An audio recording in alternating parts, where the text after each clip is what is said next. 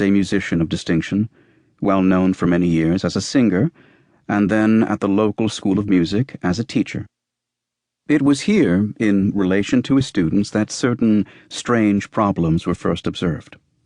Sometimes a student would present himself, and Dr. P would not recognize him, or specifically would not recognize his face.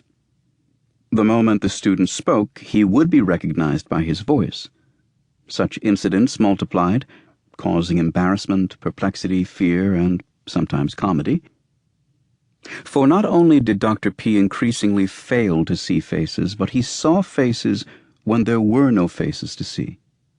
Genially, Magoo-like, when in the street he might pat the heads of water hydrants and parking meters, taking these to be the heads of children. He would amiably address carved knobs on the furniture and be astounded when they did not reply. At first these odd mistakes were laughed off as jokes, not least by Dr. P himself. Had he not always had a quirky sense of humor and been given to Zen-like paradoxes and jests? His musical powers were as dazzling as ever. He did not feel ill. He had never felt better. And the mistakes were so ludicrous and so ingenious that they could hardly be serious or betoken anything serious. The notion of there being something the matter did not emerge until some 3 years later, when diabetes developed. Well aware that diabetes could affect his eyes, Dr. P consulted an ophthalmologist, who took a careful history and examined his eyes closely. "There's nothing the matter with your eyes," the doctor concluded, "but there is trouble with the visual parts of your brain.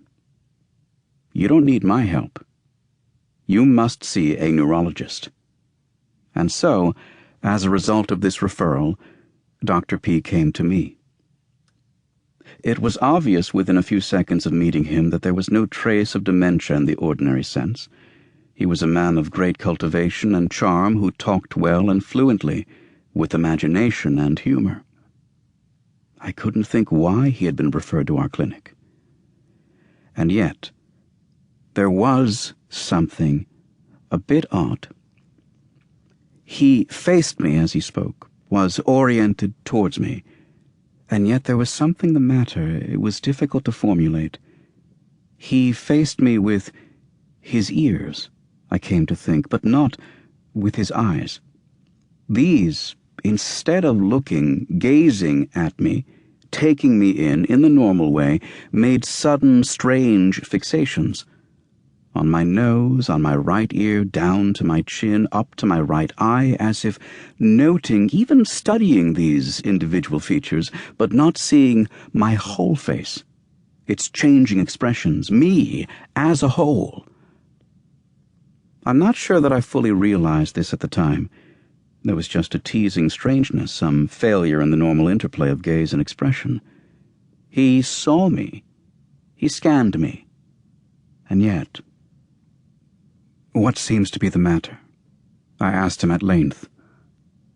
"Nothing that I know of," he replied with a smile, "but people seem to think there's something wrong with my eyes." "But you don't recognize any visual problems?" "No, not directly, but I occasionally make mistakes." I left the room briefly to talk to his wife.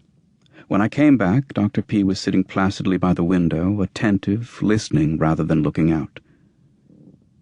"Traffic," he said. "Street sounds, distant trains. They make a sort of symphony, do they not?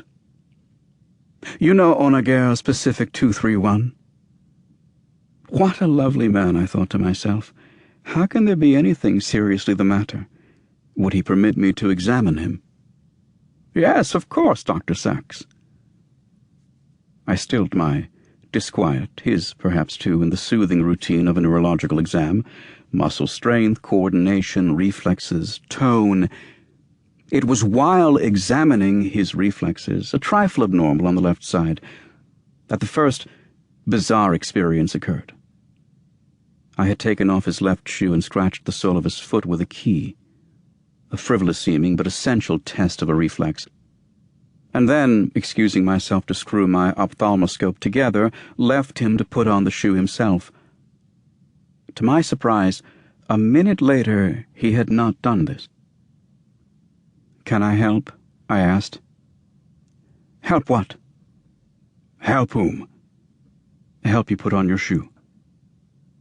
"Ah," he said, "I had forgotten the shoe," adding sotto voce, "The shoe. The shoe." He seemed baffled.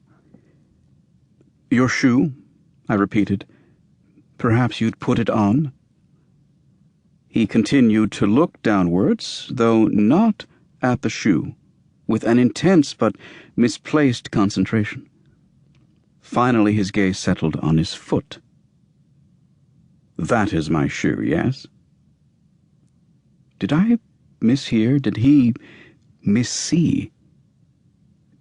"My eyes," he explained, and put a hand to his foot. "This is my shoe, no?" "No, it is not. That is your foot. There is your shoe." "Ah, I thought that was my foot." Was he joking? Was he mad? Was he blind? If this was one of his strange mistakes, it was the strangest mistake I had ever come across.